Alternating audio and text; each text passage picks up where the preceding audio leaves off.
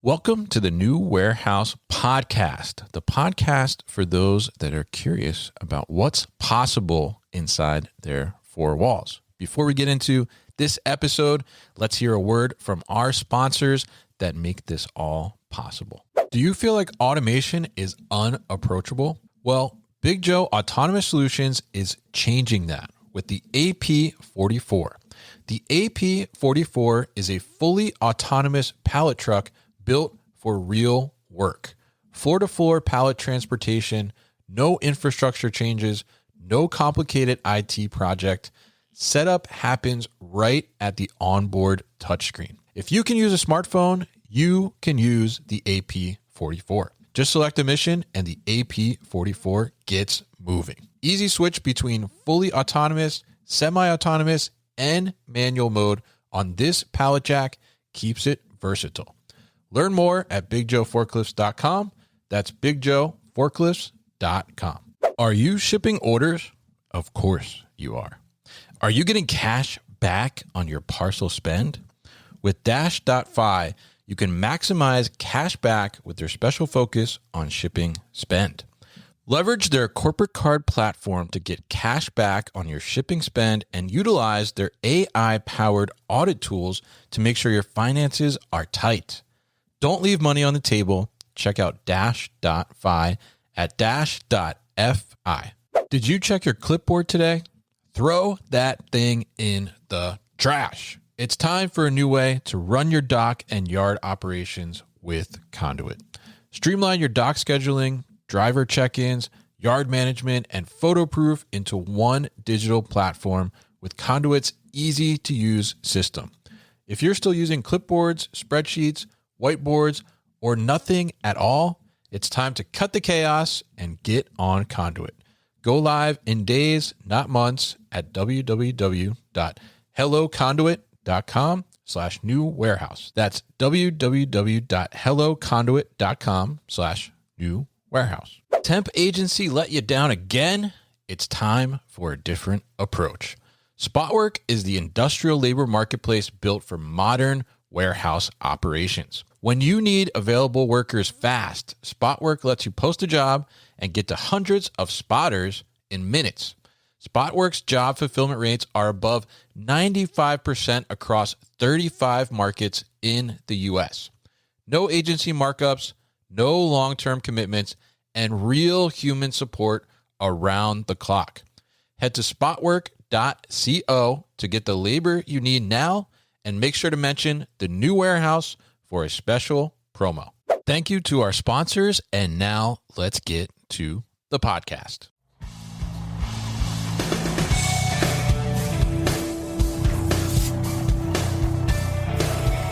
The New Warehouse Podcast, hosted by Kevin Lawton, is your source for insights and ideas from the distribution, transportation, and logistics industry.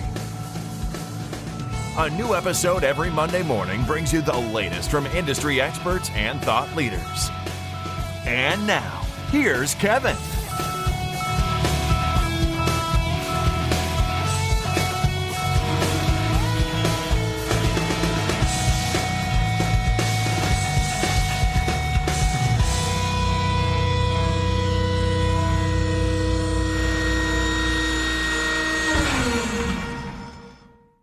Hey, it's Kevin with the New Warehouse Podcast, bringing you a new episode today.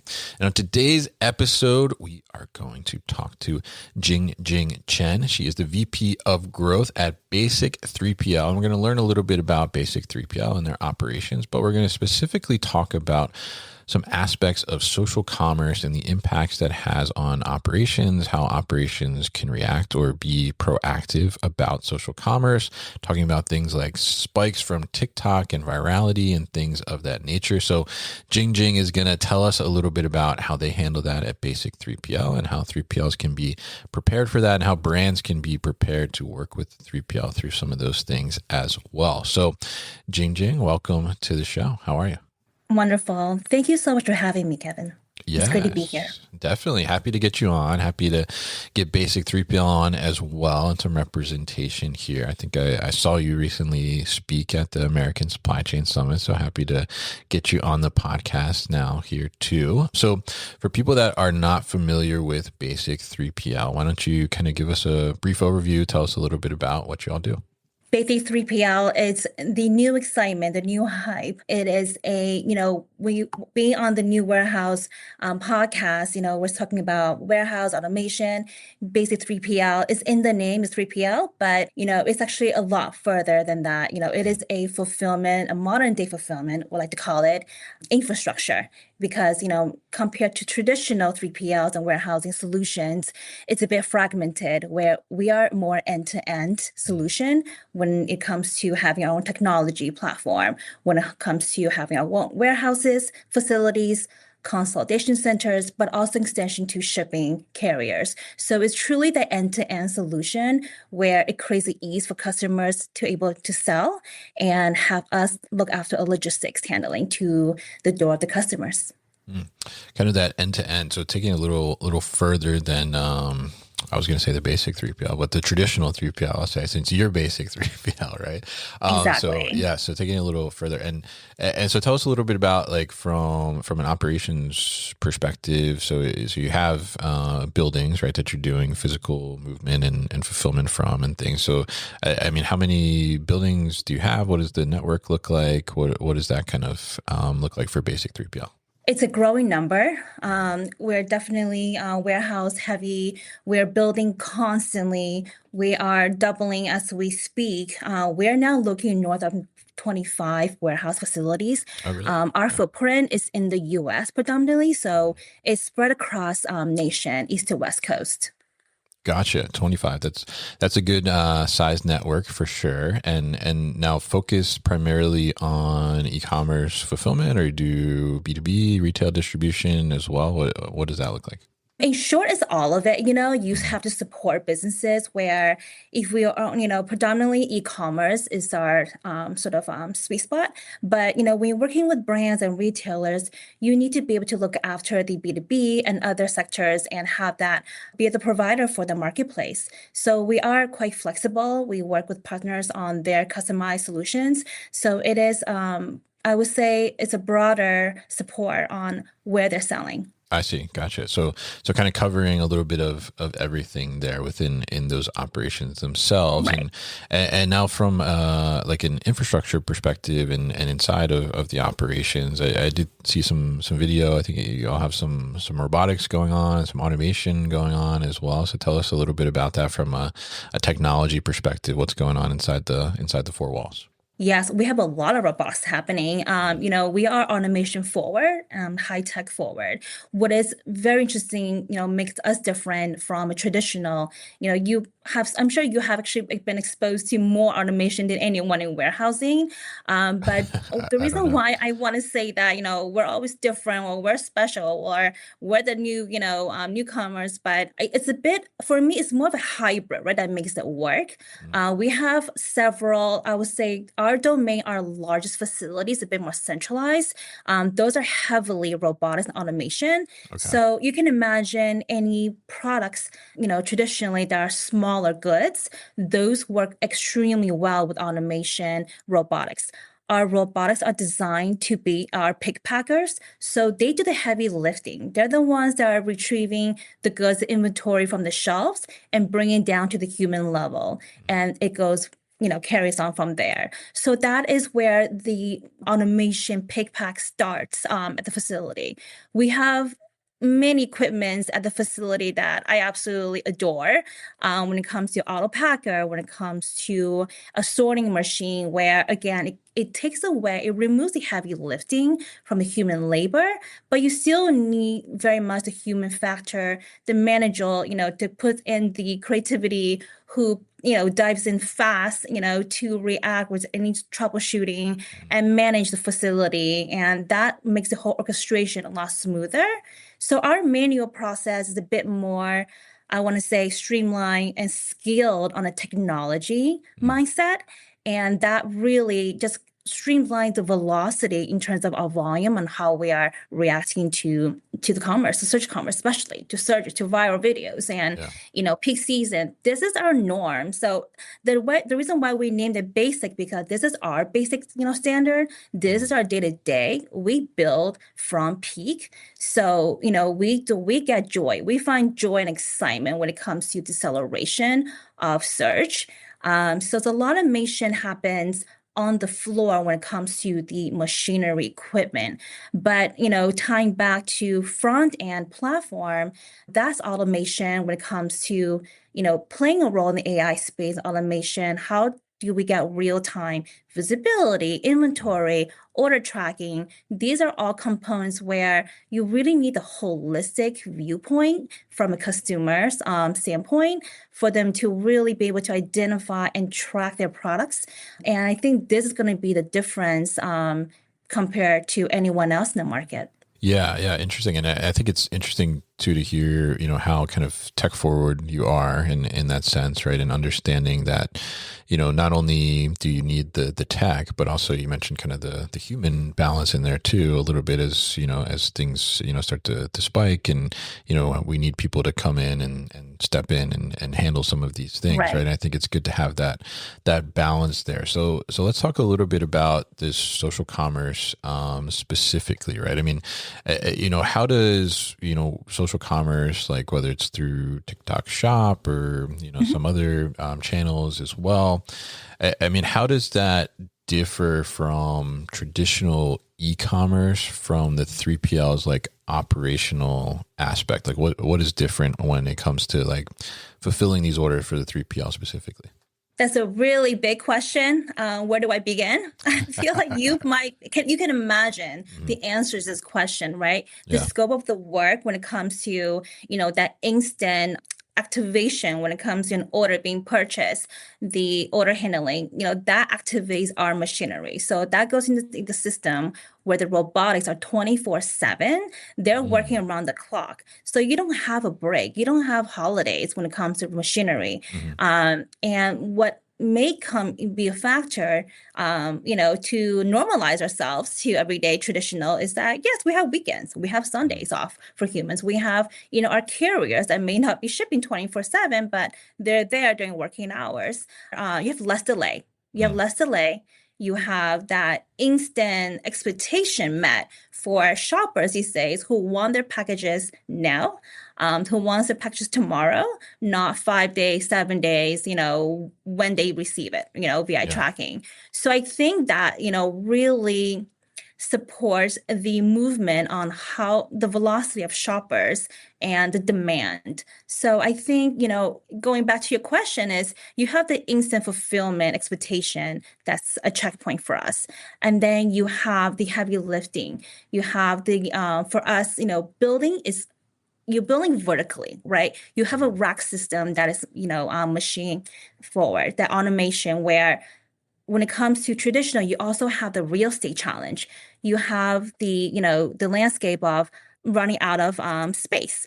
And for us, really designing the ecosystem for how do we build for capacity is crucial. So there's a lot of heavy planning that goes into capacity planning, production planning when it comes to managing customer via customer, and how do we, manage against their sales performance and accumulating more onboards. So there's a lot of go to say, and same for, the scale that we have built and the locations we've identified. We also have our shipping, right? The end where we have our own fleet. And I think that is also a massive contribution is our own time. It's less commercial third-party reliance where we are still working with commercial. If you're, selecting your, you can shop your carriers, but when you have 90% coverage for zone skipping, it's a massive cost and advantage that we can provide to our customers. So that's quite a bit of, advantages that we have. Yeah, interesting. So when there is like a spike in demand because something goes viral or whatever the case may be from a social commerce perspective, a lot of that volume, it sounds like is feeding into the robotic systems that you have. So it's either teeing up basically the volume to be picked when humans come in the morning, or it's doing some of the picking itself. So it sounds like too as well. So how do you prepare the operation? Because obviously, one of the big factors from a 3PL perspective around social commerce is that there's some unpredictability, right? Like, for whatever reason, some video goes viral and it's got a product in it and everybody is doing it, or just organically some celebrity is wearing a product or holding a product, and all of a sudden the website gets crazy flooded and people are buying these things. So how do you prepare like the operation for kind of the unpredictable side that is kind of this social commerce and virality of products now that is happening within the market? Right. And, strangely, this has become our norm, right? Brands have their promotions, they have their events, they have, outside the peak seasons. I would say, compared to anyone else, we are doing, what we are communicating with a very close relationships with our customers on understanding their event calendars, their product, promotional bandwidth, and we definitely work to protect our manual force against that. But again, it goes back to the equipment where we have our warehouse are stacked high, like 44-foot, ceiling height inventory capacity. And those machines, again, they're self-charging, they're working, where it's designed, where we have about 5 different generations of robotics. I'm not sure if you've seen our facilities yet. We showed that clip video at the conference, at the forum. Yeah. But, they're designed, and not just design, but we're constantly putting in innovation and work in making sure that we're not obsolete. So when it comes to viral, one brand versus 100 brand, like I mentioned, it's working. We're built for that speed.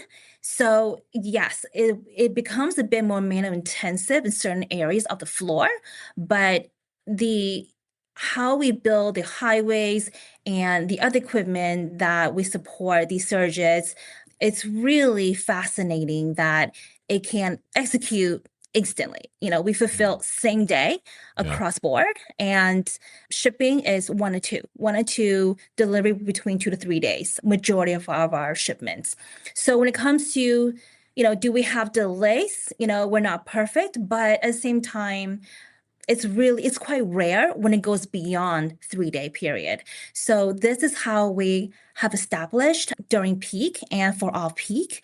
And I'm just trying to think of like instances where we have been struggling, and I'm struggling to come up with examples because we have other type of problems, right? I actually built a from ground up 3PL years ago, actually more than years ago, but your problems back then was trying to find more forklifts and trying to have space for inventory, where now it's more technology forward. Is you're competing against that edge in terms of how can I induce more automation, more visibility, more better tracking systems for that order management versus actual picking. So we actually are delighted that we don't have those surge as much of struggles, but we really excelled in those atmosphere.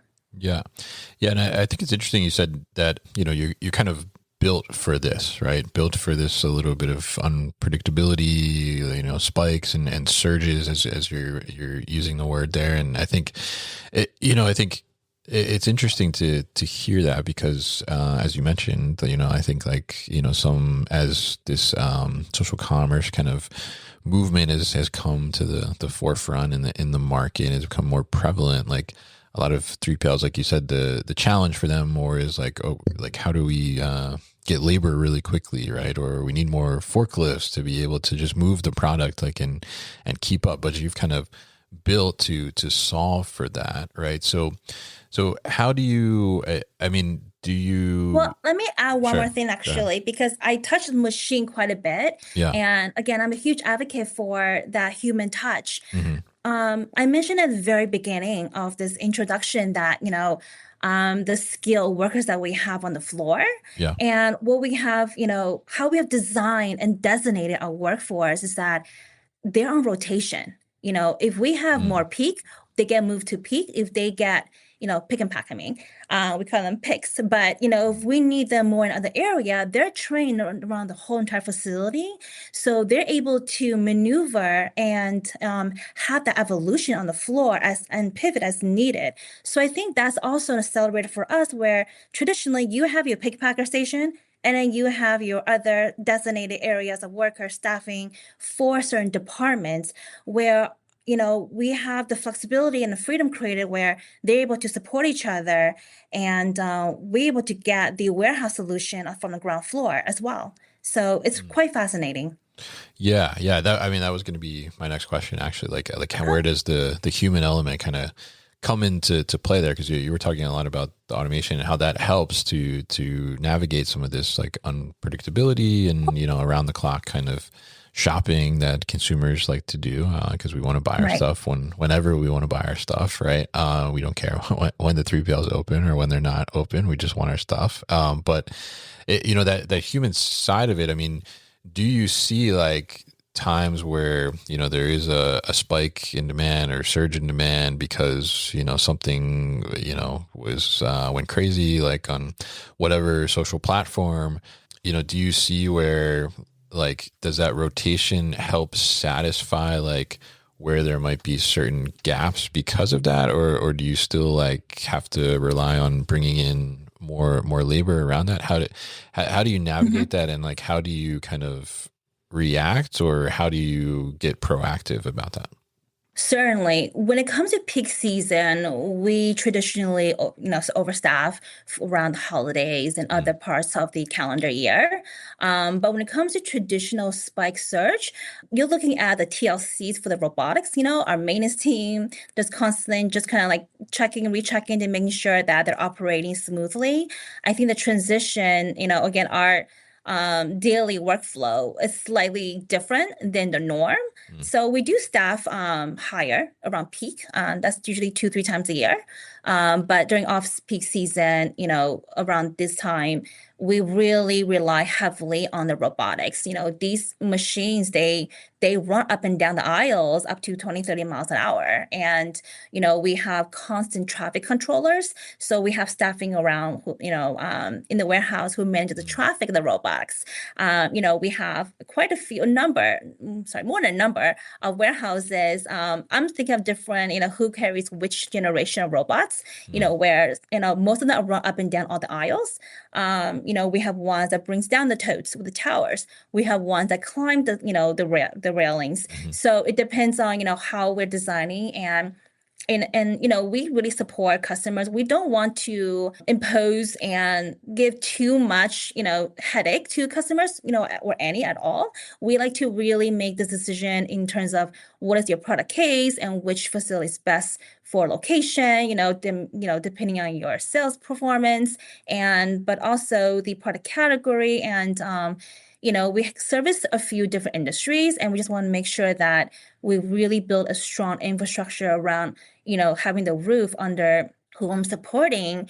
And it's all about the reaction, how quick we can fulfill successfully and create the best accuracy, because the traditional ask is always, challenge around majority of times accuracy and timely.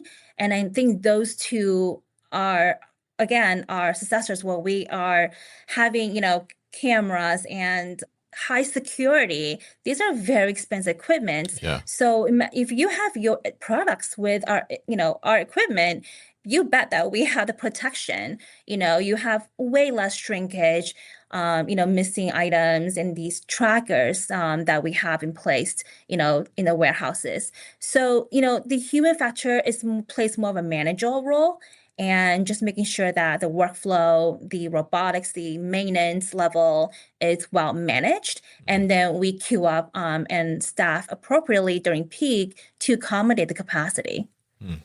Interesting. Yeah. And interesting to hear kind of what goes into that and the planning around that. And also I guess really, I mean, proactiveness around that too, as well to think about that. So now let's talk a little bit about, we kind of talked about inside the four walls a little bit, but you mentioned that you have about 25 buildings, right? In the network. So what about from like an inventory placement perspective, right? I mean, how do you think about that, and how does that relate to kind of the social commerce aspect? Like, does from a social commerce perspective, does it make sense to have inventory in multiple different locations? Is it keep it in one location? What's the approach there for inventory placement? Yes, I'll start with inventory. It's a sophisticated warehousing solution we have designed. When it comes to, touching on social commerce, when it's a bit smaller brands, Mm, we queue all the inventory into the totes, the designated, for robotics, in the racking system. When it comes to slightly mid-market, larger brands or over excessive inventory, we start, we want to make sure that we have the flow where the automation can kick in for automated refill, replenish programs. So this is sort of, we have different areas and facilities where we have, designated area for pallets versus, the cartons, and then what gets queued into the totes based on your selling performance, right? So we replenish every 2 weeks, every month, depending how fast you're selling.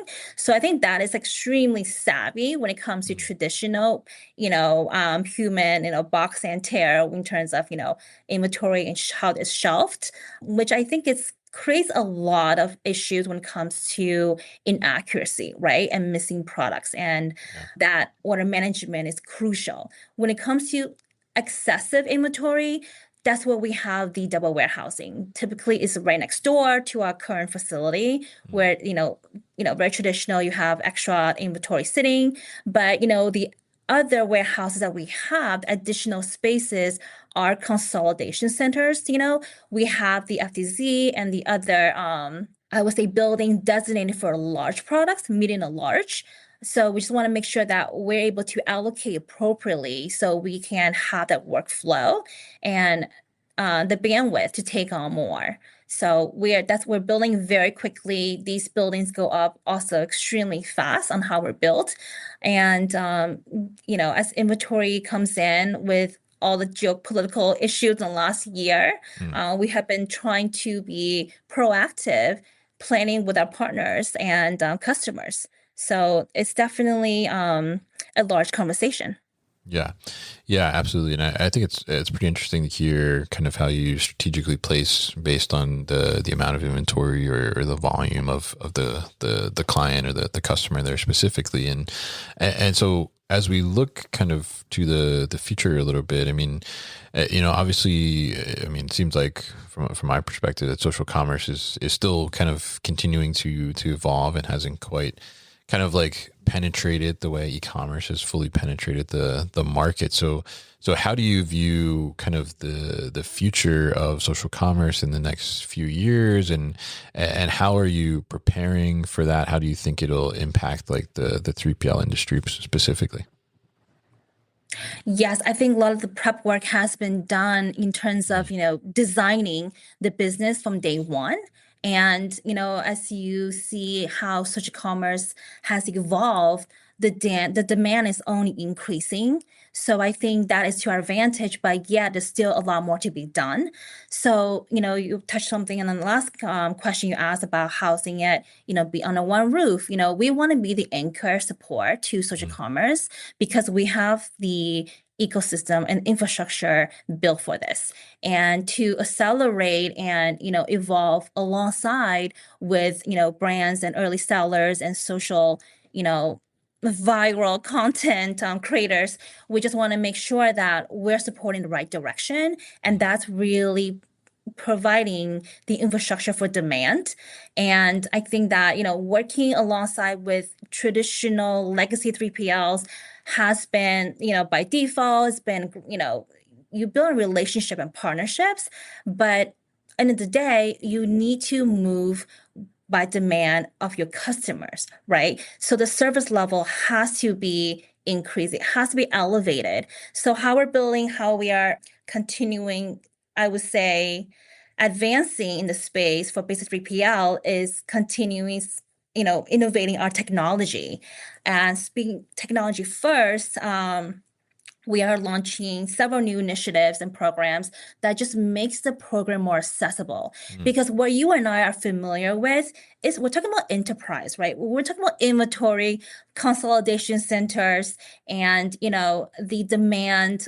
We're talking about existing established brands. When it comes to, not limited to newer brands or brands that are emerging, it would be nice if they have access, having that access, having that accessibility to use our carriers, to use our facility with touching robotics and automation. But it's a very complex world today because everyone is spread across different marketplace. You're no longer selling only on your own e-commerce website. You're maybe selling on other competitor marketplaces and in the B2B as well. So we want to be able to designate, a landing place and be the anchor partner that can really be digestible in their logistics, solutions. Many brands don't have the luxury having supply chain or logistics team or having the education. They think that the end of production is the last mile. They think that they can, they can run home free, but it's a whole different world when it's getting your package delivered right and accurately, timely, efficiently, economically. These are just growing pains on a day-to-day, and it's a cost center. But the way that we've been navigating and building 3PL is, can we leverage supply chain to be a marketplace where you can actually play a role in marginalizing your supply chain, So there's a lot of, fun concepts that, being done, watch in the background, but, we are launching something really exciting called Basic Go. Right. And this is, this initiative has been already in motion. And we're having so excited launching this program beyond our enterprise partners and giving that access to social commerce, to Instagram shop, to TikTok shop, to all these, other platforms that's unmentioned where, how do I get my inventory to you quickly? And how can I trust you to get to my customers? But what is really fun about this, technology is that you have full control. You have control of your inventory. You have control of your fulfillment. You see the whole water flow, and you have instant on-demand support. I think that would be the new world for us. This is our existing overseas. And I just want to touch on this. This is not new. Other countries are doing instant same-day shipping, packaging arrival for years, for decades. So I think, being a little bit late in the game for us in this on the West Coast, West Hemisphere, but at the same time, it's you have to be technology forward. If you don't have the technology in place, then it's just, it's quite a stretch to get to where you need to based on the demand today. Yeah, absolutely. And I think that's a great point because, getting to that type of speed, right, and meeting that type of demand, which you said, has been around for a while in other countries and trying to figure that out in the US, it's going to take technology to be able to make that happen. And it sounds like you all are kind of putting that technology into play and setting yourselves up to be able to be proactive around that and be able to accommodate this kind of shift in the market from a shopping perspective and, really meet where consumers want to buy things from, which is, multiple different avenues, but you're able to kind of meet that overall. So really interesting to talk to you here today, Jing Jing, about basic 3PL and also kind of dig into, how you're approaching from a technology perspective to be able to accommodate the needs and the demand of the consumer market, which is, ultimately the needs and demand of your customers, your clients that you're fulfilling for, and also kind of hear a little bit about how you're viewing that into the future as well. So really appreciate you joining the show today. If people want to learn more about Basic 3PL or get in touch, what's the best way to do that? They can check us out based on our website, basic3pl.com. That's probably the best platform. It has fantastic videography, photography, all these solution explanations on how we service. And I highly suggest checking our website because we have constant new launch programs for, just innovations that we're building and exciting projects. So thank you so much for having me. This has been great. All right, fantastic. And it's great to have you on too as well. We'll put all that information about basic 3PL at thenewwarehouse.com as well as in the show notes here. So Jing Jing, thank you once again for your time on the show today.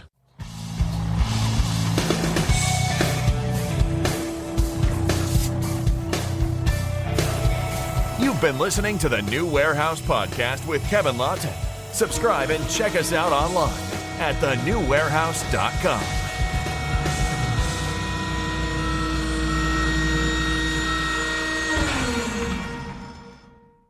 Enjoyed this episode? Make sure you are subscribed to the podcast, and for more content from the New Warehouse, find us on LinkedIn and YouTube. Links to subscribe can be found in the show notes, and for everything The New Warehouse, head to thenewwarehouse.com.